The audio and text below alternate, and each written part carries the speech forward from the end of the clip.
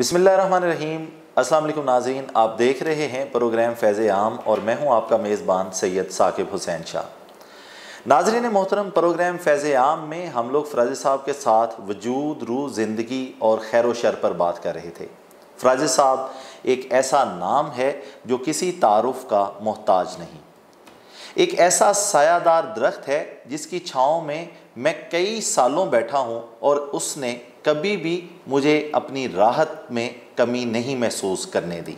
नाज़रीन मोहतरम, फ़राज़ी साहब ने जब कोरोना के बारे में लिखा तो आज से 10-12 साल पहले इसके बारे में जो तहरीरें की और वो 12 साल के बाद लोगों ने देखा कि बिल्कुल एग्जैक्ट उसी तरह देखने में वो मनाज़र मिले जिसने लोगों को हैरान परेशान कर दिया। फ़राज़ी साहब अगर पाकिस्तान के अलावा किसी दूसरे कंट्री में ये चीज़ें लिख रहे होते तो पूरी दुनिया का मीडिया इनके पीछे होता।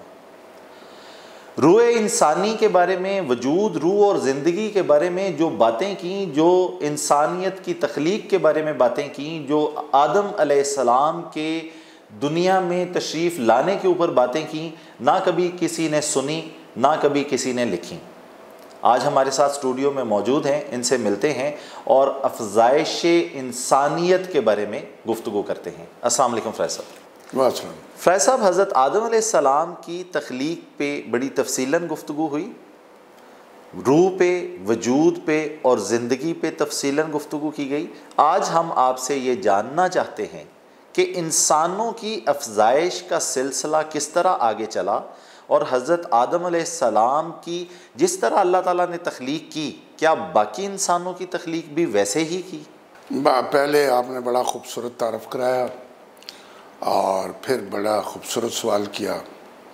असल में शाह साहब ये कि ये जो हम प्रोग्राम करते हैं ना, इसमें हम अपनी काबिलियत ज़ाहिर करने की कोशिश नहीं करते। मैं ज़ाती तौर पे अल्लाह की तख्लीक के मुतालिक इसलिए सोचता हूँ कि मैं ये समझ सकूं कि मेरा रब क्या है। बहुत खूब, ठीक है जी। और जो हम बातें करते हैं और मैं जो बातें सोचता हूं और जो हम प्रोग्राम के अंदर करते हैं, उसका भी बुनियादी मकसद यही है। उसका बुनियादी मकसद ये नहीं है कि हम लोगों को ऐसी किसी फ़लसफ़े की कोई बात समझाने की कोशिश कर रहे हैं। तो अल्लाह पाक के शुक्र करने के लिए और अल्लाह पाक की हकमियत को समझने के लिए आप किसी चीज़ पे भी गौर शुरू कर दें। ठीक है ना जी। तो हमने आदम अलैहिस्सलाम पर 6 घंटे गुफ्तगू की। बहुत खूब। ठीक है ना जी। आदम अलैहिस्सलाम की तख्लीक पे, और तो 6 घंटों का मतलब यही था कि इंसान ये सोचे कि मेरा रब क्या है, क्या और मुझे क्यों पैदा किया गया। सुभान अल्लाह। अब चूँकि आपने सवाल किया, चले वो अल्लाह ताला ने आदम अलैहिस्सलाम को ख़ुद तख्लीक कर दिया, ख़ुद बनाया। इंसान कितनी बड़ी चीज़ है जिसको अल्लाह ताला अपने हाथ से बनाता है। बहुत खूब। अब सवाल ये है कि उसके बाद जो इंसान इस दुनिया में पैदा हुए और हो रहे हैं और क़यामत तक होते रहेंगे, उसकी तख्लीक भी अल्लाह ताला की उसी फ़लसफ़े पर है। कैसे उस फ़लसफ़े पर है? जब माँ के रहम के अंदर बच्चे की तख्लीक शुरू होती है, ये बग़ैर रूह के होती है। ठीक है जी। जिस तरह आदम अलैहिस्सलाम का एक स्ट्रक्चर बनाया गया अल्लाह पाक ने, जो हमने सुना, ठीक है जी, वो बग़ैर रूह के था। क्या बात है।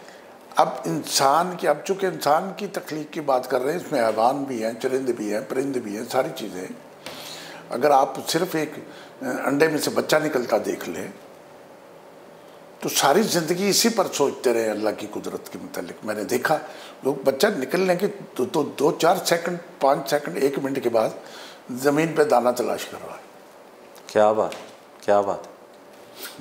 कुर्बान जाऊँ उस रब के, सुभान। तो दाना तलाश कर रहा है और दूसरे दिन तो माँ उसको इशारा कर रही है, ये दाना इधर आके खा ले।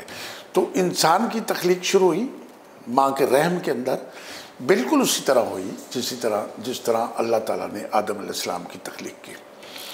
अब ये बग़ैर रूह के हुई और मेरी नॉलेज के मुताबिक, पढ़ने के मुताबिक, पहले इंसान की जो तख्लीक माँ के रहम में शुरू हुई वो एक गुदाज और नरम चीज़ से हुई। हड्डियाँ तो बाद में बनी ना जी।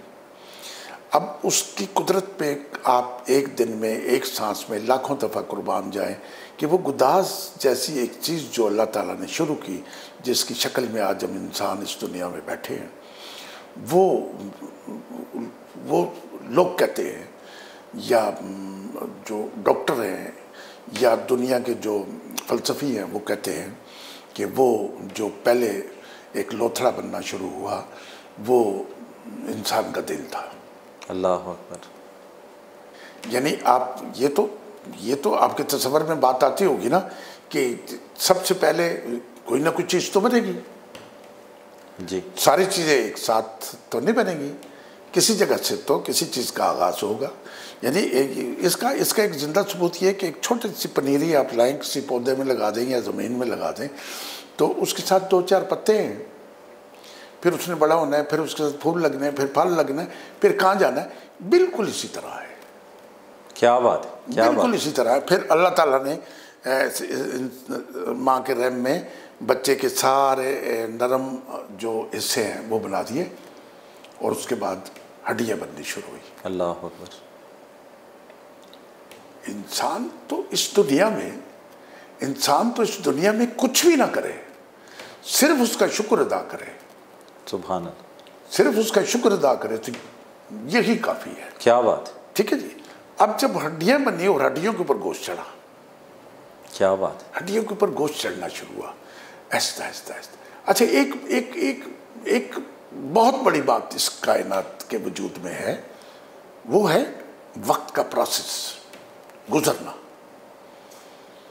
यानी ऐसा कभी नहीं हुआ कि आप एक दरख्त पे फल लगाए तो आपने उसको तोड़ा तो वो मीठा है, नहीं, उसका एक पीरियड है, उसका एक वक्त है, उसका एक वक्त है। आम ने अपनी जवानी में पहुंचना है तो उसने मीठा होना है। क्या बात, क्या बात। ठीक है नहीं, कोई भी मतलब एक आप माल्टे को अगर उसकी उस एज से पहले तोड़ लेंगे तो वो तो मीठा नहीं है, उसने तो वो रंग ही नहीं पकड़ा। तो अल्लाह ताला ने इंसान की तख्लीक शुरू कर दी। अल्लाह ताला की जो काबीना है, जो फरिश्ते हैं, वो एक एक इंसान की निगरानी कर रहे हैं। क्या बात, क्या बात। कहते हैं बादल जो बरसते हैं इसका फरिश्ता अलग है, बारिश जो होती है इसका फरिश्ता अलग है। और मैंने एक जगह पढ़ा कि एक एक कतरे को एक एक फरिश्ता ज़मीन पर लेके आता है। अल्लाह अकबर, अल्लाह अकबर। अगर बगैर वो फरिश्ते के वो कतरा ज़मीन पर गिरे तो ज़मीन में खुब जाएगा। अल्लाह अकबर। ठीक है।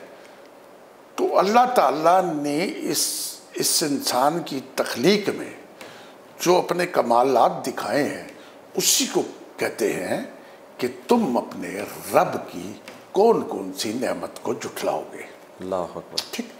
अब ये सारा प्रोसेस मुकम्मल हो रहा है, उसी तरह जिस तरह आदम अलैहिस्सलाम का हुआ मुकम्मल हो रहा है। तो जब मुकम्मल हो रहा है तो उसमें रूह नहीं है। क्या बात।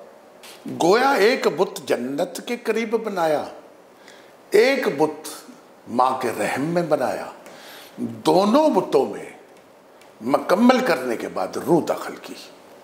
क्या बात। तो ये बिल्कुल उसी अंदाज से हर इंसान को तख्लीक किया जैसे हजरत आदम अलैहिस्सलाम को। बिल्कुल। ये जरा ये गोश्त पोत का था, वो मिट्टी के थे। क्या बात।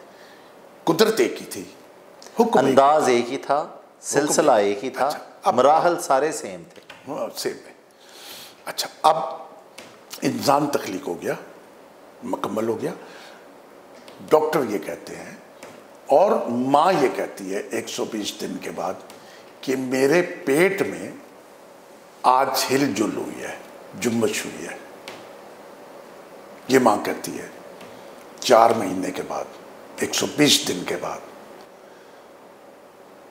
और अक्सर मैंने ये सुना है, ये कहा जाता है कि आज बच्चे में रूह पड़ी है। क्या बात, क्या बात। सुभान उस अल्लाह के कितने कुर्बान जाएंगे आप। क्या बात। उसने बना के मुकम्मल करके इंसान, ठीक है जी, उसको एक फितरत, एक आदत, सारी चीज़ें बख्श के उसमें रूह डाल दी। क्या बात। अब जब उसमें रूह पड़ी, जब रूह पड़ी तो उसकी सांस नहीं चली, उसके दिल ने धड़कना शुरू कर दिया, खून की गर्दिश शुरू हो गई, खून की गर्दिश शुरू हो गई। कितने मरहले हैं जिंदा होने के, कितने महीने इस वजूद के। क्या बात। अब खून की गर्दिश शुरू हो गई। खून कहां से आया? ये जो नाफ है इसके थ्रू आया। कितना आया? अल्लाह ने लिमिट, अल्लाह ताला ने इंसान के वजूद के अंदर हर चीज़ की लिमिट मुकर्रर कर रखी है। क्या बात, क्या बात। ऐसी कोई बात नहीं है कि फलां चीज़ इतनी ज़्यादा हो गई। जब हम बेज़ाब्तियाँ दुनिया में करते हैं तो कहते हैं इसका बीपी हाई हो गया, इसकी शुगर हाई हो गई। हमने बेज़ाब्तियाँ की तो उसकी लिमिट ज़्यादा हुई। अदरवाइज अल्लाह ताला ने इंसान की लिमिट मुकर्रर कर रखी है इसके वजूद के अंदर। अल्लाह अकबर, अल्लाह अकबर। ठीक है जी। अब रूह पड़ गई। हर एक चीज की हद को मुकर्रर किया गया, उसको जिसको भी इंसान से निस्बत दी गई, उसको निस्बत दी है। और इस निस्बत को, इस हद को कहते हैं कि रब क्या है। क्या बात। रब कौन है? हमारे बनाने वाला कौन है? हमें तख्लीक करने वाला कौन है? इंसान के पास तो ये फुर्सत नहीं है कि ये अपने मालिक और खालिक की तख्लीक पर गौर करे। मतलब हम एक बात दुनी देखें, एक मैं आपको बात बताता हूँ कि ये सेब है आपके पीछे बने हुए, ये सेब पाकिस्तान का है। ये सेब आप यहाँ खा लें जी, ठीक है। आप 20,000 किलोमीटर दूर अमेरिका में चले जाएं, एक सेब वहाँ से लें, खा लें। इसकी खुशबू, उसकी खुशबू, इसका जायका, उसका जायका एक ही है। क्या बात। फर्क ये है कि वो वहाँ पैदा हुआ, ये यहाँ पैदा हुआ। क्या बात। तो अल्लाह ताला ने इस सेब को बनाकर इसका एक जायका मुकर्रर कर दिया। बहुत खूब, बहुत खूब। इंसान की तख्लीक करके उसकी फितरत और उसके ऊपर फराइज मुकर्रर कर दिए। क्या बात। हद और लिमिट मुकर्रर कर दी। क्या बात। अब 120 दिन वो और 150 दिन उसके बाद। तो ये इतने कमालात जब इंसान को अता किए गए, तो फरैज साहब आपसे जानना ये है कि क्या इसने उन कमालात का इस्तेमाल भी उतने ही कमाल से किया कि नहीं किया? वो ये सवाल जो आपका ना, ये थोड़ा आगे जाके आएगा, जवाब मैं इसका दूंगा। ठीक है ना जी। ये इस दुनिया में आएगा तो फिर करेगा ना कमालात जी। फिर 150 दिन गुजरे, ये टोटल 270 दिन हो गए। क्या बात। ठीक है जी। 270 दिन की हम तख्लीक है। 40 साल की तख्लीक है आदम अलैहिस्सलाम। क्या बात। 270 दिन में हम तख्लीक हो गए। और कमाल की और ख़ूबसूरत और अल्लाह ताला की कुदरत की इंतहा है कि इंसान माँ के रहम के अंदर, बच्चा अंडे के अंदर सांस नहीं लेता और जिंदा है। 270 दिन तक उसने सांस भी नहीं लिया और वो जिंदा है। पहले तो जान ही नहीं थी ना उसमें जी। 150 दिन तक वो सांस ही नहीं लेता और जिंदा है। अब जिंदगी का ये पीरियड 150 दिन का अलहदा है, और जब वो दुनिया में आएगा उसका पीरियड अलहदा है। उसमें फिर इसके वजूद में और चीज़ें जमा होंगी। अब 150 दिन गुजर गया। क्या बात। अब फरिश्ते उसको कह रहे हैं तूने दुनिया में जाना है, दुनिया बड़ी वसी है, ये है, वो है, फलां है। तो वो कहते हैं, लिखते हैं, लिखने वाले लिखते हैं। और अल्लाह ताला की तरफ से जो नबियों पैगम्बरों पे इल्हाम होते थे, जो वही आती थी, यही आती थी। अल्लाह ताला यही बातें बताता था कि ये बातें तुम्हें पता है और ये मैं बता रहा हूँ। क्या बात, क्या बात। अब 150 दिन के बाद बच्चा इस दुनिया में आता है। फरिश्ते उसको पहले ही कहते हैं कि तू एक दुनिया में जाएगा, बड़ी खूबसूरत दुनिया होगी। वो कहता है अच्छा, वो उसी को दुनिया समझ रहा है, उसी में खेल रहा है, उसी। अच्छा, ये जन्नत का जो कंसेप्ट है ना कि माँ के कदमों में जन्नत है, माँ के रहम के अंदर जन्नत है। माँ के रहम के अंदर जन्नत है इंसान की। किस तरह जन्नत है कि जन्नत का सबसे बड़ा फलसफा यह है कि आदम अलैहिस्सलाम को कहा कि निकल जाओ, उतर जाओ उस ज़मीन पे। खाने के बाद माँ के रहम में इंसान कुछ नहीं खाता। क्या बात। उसको भूख नहीं लगती। जन्नत का भी यही फलसफा है कि वहाँ कुछ नहीं खाओगे, खाया उस दरख्त का फल खाया तो उतार दिए गए, वहाँ कुछ खाएगा नहीं, वहाँ ये रोएगा नहीं, वहाँ ये रफ़ाए हाजत नहीं करेगा, वहाँ ये पेशाब नहीं करेगा, अल्लाह अकबर, वहाँ इंसान कुछ भी नहीं करेगा 150 दिन जिंदा। यही सारी अलामात हैं जन्नत की। इसीलिए कहा गया है कि इंसान को जन्नत से भेजा गया। बहुत खूब, बहुत खूब फ्राज साहब। अब इंसान जन्नत से आया, जब जन्नत से आया इस दुनिया में आते ही, बाकी फरिश्तों ने उसको बड़ा कुछ कहा। फरिश्तों ने यह भी कहा तुझे पता है तू कौन है? मैंने कहा मुझे नहीं पता।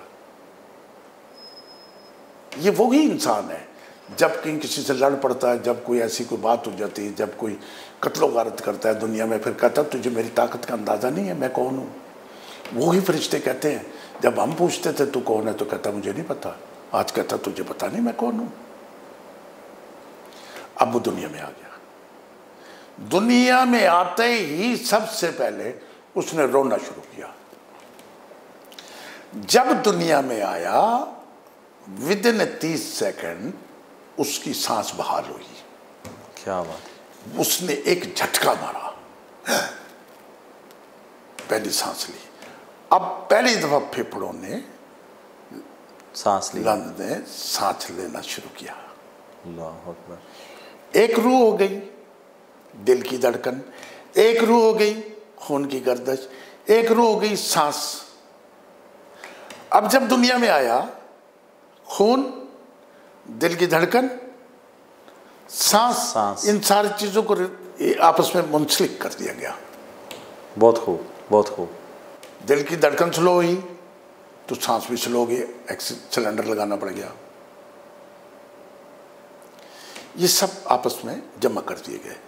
और अब जैसे कि आप अक्सर ये बात सुनते हैं कि मेरा दिल चाह रहा है मैं ये करूं, मेरा दिल चाह रहा है वो। दिल है रूह, दिल है रूह, दिल है रूह, वजूद रूह नहीं है। दिमाग जो ख्वाहिश करता है वो और है, दिल जो ख्वाहिश करता है वो रूह ख्वाहिश करती है। क्या बात। और रूह जो है इसी, यही नफ्स है, यही ज़मीर है, यही सारा कुछ है। और ये जो इतना कोई 2.5 पाउंड का जो दिमाग है हमारा, जिसके 1 खरब 100 अरब खुलिए हैं, वो आज कमाल है। क्या बात। अब इंसान आ गया, उसने सांस लिया, अब वो जिंदा हो गया, अब रोने लगा। और रोने के बाद उसने सबसे पहली ख्वाहिश वो की जो जन्नत से निकलने के बाद सबसे पहली ख्वाहिश होगी कि मुझे खाने को कुछ दो। क्या बात, क्या बात। शाह साहब वो क्या मांग रहा है? अब वो खाने को कुछ मांग रहा है। अब जब उसने कुछ खाया, उसको कुछ दूध पिलाया गया, और जब उसको दूध पिलाया गया तो फिर उसकी ये ख्वाहिश हुई कि अब अंदर एक बहुत बड़ा निज़ाम है, अंदर एक बहुत बड़ा निज़ाम है जो 7 आसमानों और ज़मीनों और समुंदरों, 7 समुंदरों जितना बड़ा निज़ाम है। खाना पीना, फिर उसको हज़म करना, फिर पेशाब करना, फिर पखाना करना। अंदर के निज़ाम पे आज तक कोई नहीं पहुंच सका। एक डॉक्टर एक चीज़ का स्पेशलिस्ट होता है, दूसरी का नहीं होता। ठीक है ना जी? क्या बात। अंदर के निज़ाम की हर डॉक्टर अलग-अलग स्पेशलिस्ट है। उसको नहीं, उसको ये इस हड्डी का पता है, इसका नहीं पता। वो उसी पे 5 साल तहकीक करता रहा है। ये अल्लाह की कुदरत है। फैज साहब, इंसानी तख्लीक के ऊपर काफ़ी गुफ्तगू करने के बाद हमने ये जाना कि अल्लाह ताला ने इंसान को इतने कमालात अता किए, इतने कमालात अता करने के बाद इंसान उस कमाल पे नहीं पहुंच सका। मुझे ऐसे लगता है कि इतने कमालात के बावजूद भी ये खैर और शर में तफरीक ना कर सका। ठीक है, इतने तजादात इसकी पर्सनैलिटी में, इसकी शख्सियत में रहे कि ये खैर और शर को ना पहचान सका। वजह क्या थी? वजह ये थी कि अल्लाह ने इंसान को तख्लीक करके एक वजूद दे दिया, एक रूह दे दी, उसकी ज़िंदगी बना दी, और उसके बाद अल्लाह ताला ने इसके अंदर सारे ये मसाले डाल दिए। क्योंकि अल्लाह ने कहा कि तूने लौट कर मेरे पास आना है, तो तू जिसको अमाल कहते हैं वो तू जो करेगा, मैंने तुझे बुराई की इंतहाई ताकत दे दी। मैंने तुझे अच्छाई की इंतहाई ताकत दे दी, मैंने तुझे शर की वो ताकत दे दी, जितनी मर्जी तू शर कर दे इस दुनिया में 3 लाख बंदा एक बंदा मार दे। अस्तगफिरुल्लाह। ठीक है जी, मारे लोगों ने 5-5, 10-10 लाख बंदे एक बंदे ने मारे, एक हुक्मरान ने मारे, एक सियासतदान ने मारे, एक दुनिया में जो लोग हाकम हुए जिनके पास ताकत हुई उन्होंने कत्लो वारत की। ठीक है जी, तो अल्लाह ताला ने ये शर की ताकत दे दी और अल्लाह ताला ने खैर की ताकत इतनी दे दी कि सारी दुनिया के साथ नेकी कर दी, सारी दुनिया के साथ भलाई कर दी। अब ये सारी चीज़ें जमा कर दी उस वजूद के अंदर कि, और ये बता दिया कि तू जो कुछ करके आएगा उस पे मैंने तेरी अगली ज़िंदगी का हिसाब करना है। अगले प्रोग्राम में हम इस पर गुफ्तगू करेंगे कि यहाँ से जाना क्यों लाजम है, फना क्यों लाजम था, फना क्यों लाजम, और इज्तिमाई ज़िंदगी क्यों थी, क्यों। हाँ, इस पे अभी चूँकि वो बड़ी तफसील तलब बात है, तो यहाँ पे आ गया इंसान, अब इसको एक वजूद मिल गया। ठीक है जी, ये फर बड़ा हुआ, जवान हो गया। अब हम इसको शॉर्ट स्टोरी करते हैं। अब अल्लाह ताला ने ये वजूद आपको अता किया, अल्लाह ताला ने ये रूह आपको अता की। आपने, जैसे आप अक्सर सवाल करते हैं कि आपने इस रूह के लिए इस दुनिया के अंदर क्या किया। अपने वजूद के लिए तो बहुत सारे काम किए। रूह के लिए क्या, रूह के लिए क्या किया? रूह क्या है? अल्लाह ने अपनी रूह को दी।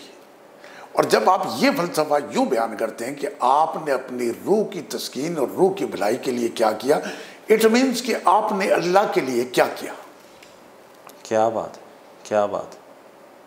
कहते हैं, कह रहे हैं अल्लाह ने आदम अलैहिस्सलाम में अपनी रूह फूंक दी, ये वही रूह है।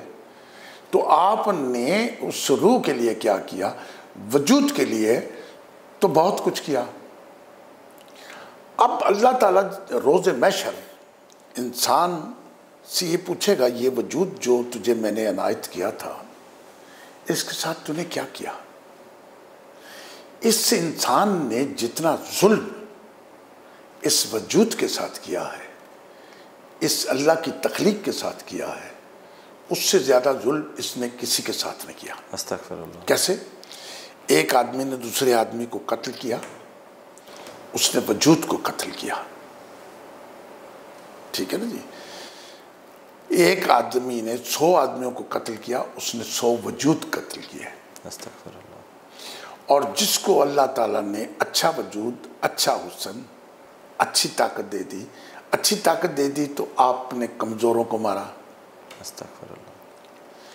अच्छा हुस्न दे दिया तो आपने उससे नजायज़ फ़ायदा उठाया। आज जिस दौर से, जिस वक्त से हम गुज़र रहे हैं, इस दौर में इंसान जो सबसे ज़्यादा तज़लील कर रहा है वो वजूद की कर रहा है। अस्तगफिरुल्लाह, अस्तगफिरुल्लाह। ये हमारा जो टिकटॉक चलता है, ये जो समुंदर के किनारे हैं, ये जो बड़े बड़े क्लब हैं, इसमें किस चीज़ को दिखा रहे हैं? वजूद को। वजूद नंगा कर रहे हैं। ठीक कह रहे हैं शाह साहब? बिलाशुबा वजूद को नंगा कर रहे हैं। किस वजूद को कर रहे हैं? जो अल्लाह ने आपको अनायत किया है, जो अल्लाह ताला ने एक 270 दिनों में मुकम्मल करके भेजा है। बहुत खूब। ये वजूद आपके बाबा की जागीर नहीं है, इसकी नुमाइश करें, इसका कारोबार के। दुनिया में आपको एक मैं बड़ी हैरत की बात बताऊं, दुनिया में सबसे बड़ा कारोबार कौन सा है? बैंकिंग का है? नहीं। ज़मीनों का है? नहीं। केमिकल का है? नहीं।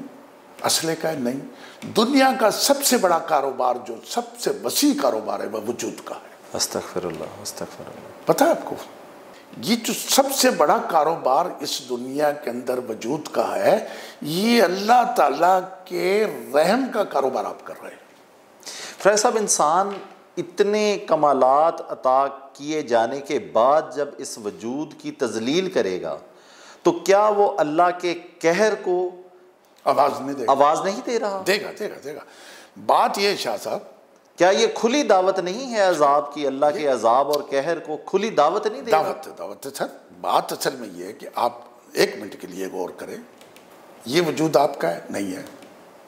शाह साहब, अगर इंसान इस फलसफे को देखे कि ना वजूद आपका है, ना रूह आपकी है, ना जिंदगी आपकी है, ये तीनों चीज़ें आपकी नहीं है, ये कुछ अरसे का मिलाप है जिसको आप एंजॉय कर रहे हैं। ये कुछ अरसे के लिए इनको इकट्ठा किया गया है और कुछ अरसे के बाद इन सब चीजों ने दोबारा जुदा हो जाना है। जुदाई ही इस जिंदगी का फलसफा है। अच्छा, जब जुदा हो जाना है, जब अलग हो जाना है, जब मुझसे मेरी रूह छीन ली जाएगी, जब मुझसे मेरा वजूद छीन ली जाएगा, तो मेरा क्या है? मैं कहाँ हूँ? मैं किस जगह हूँ? मैं कब्र में रूह में होऊंगा, मैं वजूद में होऊंगा? नहीं, मैं कब्र में हूँ, मैं उस रूह में हूँ। मेरी जिंदगी कहाँ है? इंसान की जिंदगी है कहाँ? अल्लाह अकबर, अल्लाह अकबर। ना इसके जिस देखे ना जी, जो औरतें इस दुनिया में कारोबार वजूद का करती हैं, उन्होंने कभी सोचा कि ये वजूद तो हमारा है ही नहीं, ये तो हमारे पास अमानत है।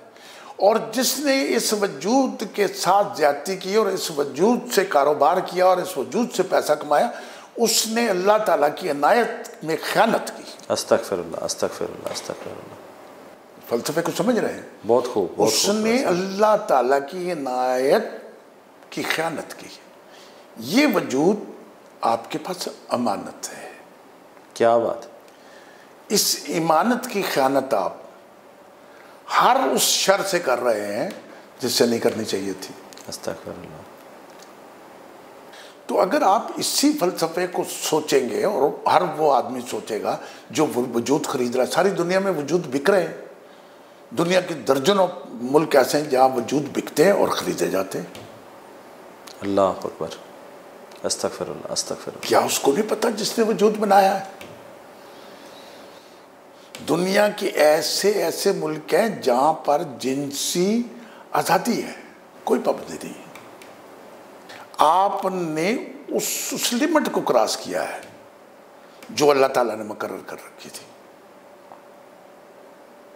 जैसे मैंने कहा कि आदम अलैहिस्सलाम की जोड़ी अल्लाह ने आसमान पे बनाई, और अक्सर लोग कहते हैं कि जोड़ियाँ तो आसमान पे बनती हैं, तो वो उन दोनों का निकाह अल्लाह ने उनको एक दूसरे के हक में करके ज़मीन पर भेजा।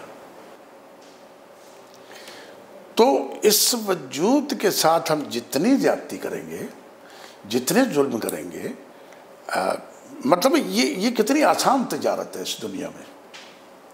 इसमें मैं चूँकि ये खोचल मीडिया है, इसलिए मैं इस पर ज़्यादा वो नहीं।